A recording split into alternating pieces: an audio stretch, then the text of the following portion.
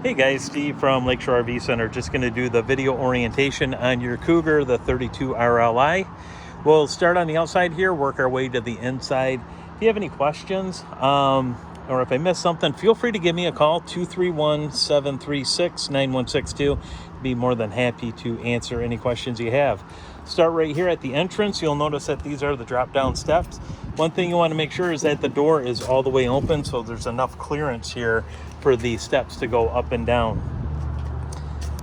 Two outside speakers just underneath the awning. The awning control and the lights under it for both the awnings is on the InCommand center. I'll show you where that's at in just a bit.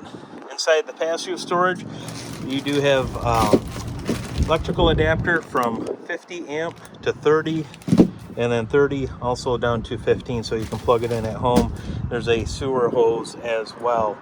Moving around to the front, deep cycle battery. That is a 12 volt deep cycle RV marine battery. Two 30-pound tanks. These are going to be full as well. And then you have your power tongue jack right here. And then that's obviously to control everything up and down. Right next to the battery is your battery disconnect. That's what the red switch is there. So when you turn that to on, the battery will come on. When you turn it off, the battery will turn off. Here's the continuation of your pass-through storage. The light switch right here, that's going to be for the lights on the front of the camper right here. And then just above that is going to be this is for the auto leveling system right here. And I'll send you out a separate video on that as far as how that operates. But there is right here instructions on it as well. Going off to the side, you have storage underneath the bed. That's where your obviously your power cord is, and then the outside shower hose. I'll show you where that hooks up in just a second here. Hot water tank, it is gas and electric. This is operated from inside through the InCommand center as well. Underneath you have your sewer outlet, so you have the black and the gray, and then also a second gray off to the right there. Furnace exhaust next to that. Just be mindful when the furnace is on, that is going to get very hot. Two access panels here for the fridge. Really nothing to do with that. That's more of a maintenance type thing if you bring it in for service. Your hookup center, this is your docking station. That hose I was showing you, that's for the outside shower right there. Black tank flush is going to hook up right here, and then fresh water is your hose is going to hook up here, and then you can see right here to fill the tank, you'll move this blue lever just like so. That'll divert it into the fresh water tank, and if you push it down, that'll be just regular pressurized city water, like if you had at your site there. Going around to the back, this is your hookup right here for satellite or cable if you have either one of those. If you don't, you can go ahead and put this in for the cable. This is for the aerial antenna right here, the blue is. Ladder up to the top. That adds a 250-pound weight capacity on it. 2-inch receiver hitch on the back there. That has a 300-pound capacity on it. And then your spare tire off the back there as well.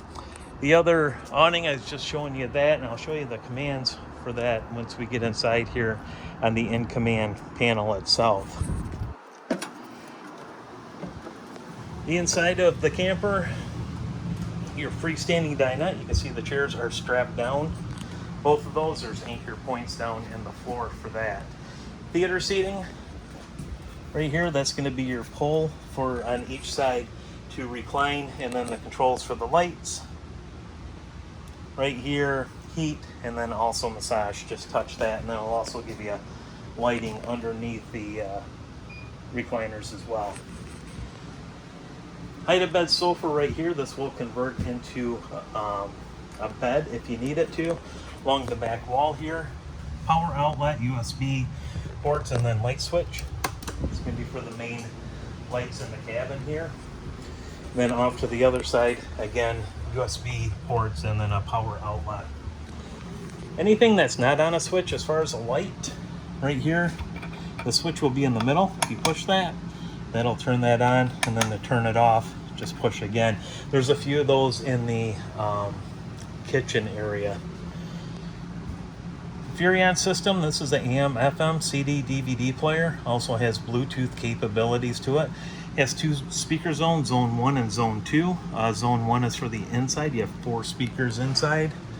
And then there are 2 speakers on the outside as well. But you can go ahead and play a DVD, and that's going to be hooked up to your television here. Underneath that is the fireplace, electric fireplace. This is kind of like a space heater. There's a remote for it. You can turn it on and off. It will actually put out heat if you want it to. There's a setting for that. There's also a setting for the different colors of the fireplace as well. And then the off switch right there. Dometic refrigerator. This is gas or electric. We're plugged in to electric right now. So when it's in the auto position, it's going to default to electric. If I were to unplug this, it would switch over to the gas. Propane, those tanks are off right now, so it wouldn't, but it will automatically switch back and forth. If those were open, it would switch to gas, and then when you plug back in, it would default and switch back to electric. On-off switch is right here, and then again, there's instructions just inside the freezer door here. Microwave here, stovetop with oven underneath. Switch right here for lighting. If you push that down, there's an oven light as well. Control for the temperature is on the end here. This is for the burners here, and then this is a spark ignition. You can see how it will spark ignite just like a grill would. GFI outlet in the kitchen. If that is tripped, you're going to have some outlets that aren't working, so be sure to check that if you have a couple outlets that are not working inside the coach. Converter box down here, and also fuse circuit breakers right there, and then 12-volt fuses. They're all labeled as to what each of them is for. And then next to that is your carbon monoxide and LP detector. Into the bathroom. Right here, power switch. Again, we have another GFI outlet. If that's tripped, just check that and reset it if you have some outlets that are not working. This is in the travel position. This band goes over, locks the 2 handles together. This is a foot flush toilet right here to operate the commode. King bed up front. Again, there's a light switch right over here. Outlet underneath.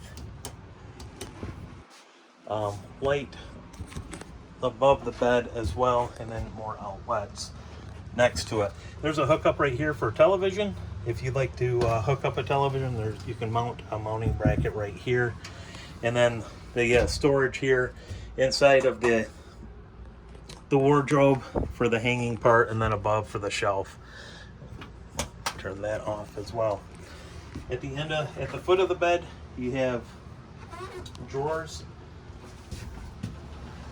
and then also cabinets just above it. The InCommand system is located right at the entrance of the camper here. We'll turn this on. The passcode, default passcode, is going to be all zeros, so 4 zeros. Then I'll bring up the main menu. Let's see if I can cut the glare down on this a little bit. There we go. Heating and cooling, you touch on that. Front AC, I'll come up to that. There's not a front AC, so we'll toggle to the rear AC. From the rear AC, you can control, obviously, the air conditioner. You can also control the furnace. You can control automatic. That is, you just set the temperature. It's going to figure out if it needs to run the AC or the furnace. So just set the temperature right here, up or down. You can see it's 83 degrees inside the camper right now. We'll set the thermostat at 71, and then it kicked the air conditioner on. From there, you can go to off. You can run just the fan and the AC if you'd like to. You can run the AC itself. Heat, automatic where we were at, and then back to off. We'll keep the AC on just for a little bit so that cools down. Light, touching on that, you can see that right now we have The bedroom light's on. Press the switch. Off and on. Ceiling lights right here. That'll turn them all off and on. And then awning lights, that's going to be the lights underneath the awning. Slide outs and awning control. This is pretty self-explanatory. They're all labeled, which is really nice. Bed slide, kitchen slide, dinette, front and back awning. To control it, like the kitchen slide, you want to bring it in, you have to hold that down to bring that in. That's coming in. And then same with out. All the way out until it stops. Next to that, you have settings. The settings, you can Bluetooth, you can sync up your phone. There is an app, a Global Connect app that you can sync your phone to. There's actually instructions right here where it says InCommand. You can download that app, and then everything we're doing on this touchscreen, you'll be able to do through your smartphone. Wi-Fi, you can also connect this to the Wi-Fi. Time and date, you can actually schedule the heating and cooling on this. That's why you would set the time and date. Passcode, if you want to change the passcode, that's right there. At the top, fresh water, black water, gray water. You can see they're all empty right now. If you want to turn the heat pads on for the fresh water, turn that on. Wastewater, just like that. Those are the 12-volt heat pads. Battery shows you the output of the battery. Current state is at 13.6. Water pump, if you want to turn that on, you see how that just illuminated around it. That means it's on. Hot water heater, we can see that that's off right now. You can turn it on to gas, electric, or gas and electric just by the touch of a button there. See, it took it away and it says it's on both. We'll turn that back off. And again, interior lights, this will turn them all off and on just with a touch. So that is the InCommand system. If you have questions, feel free to reach out to me, and I can answer any questions you have and send you links over on it as well on anything that's in here. You do have owner's manuals for everything that's in here as well, but sometimes it's just easier to give a phone call. I appreciate your guys' business, and like I said, if anything comes up, don't hesitate to reach out. And I hope you guys have many, many years of enjoyment with your new camper. Thank you much.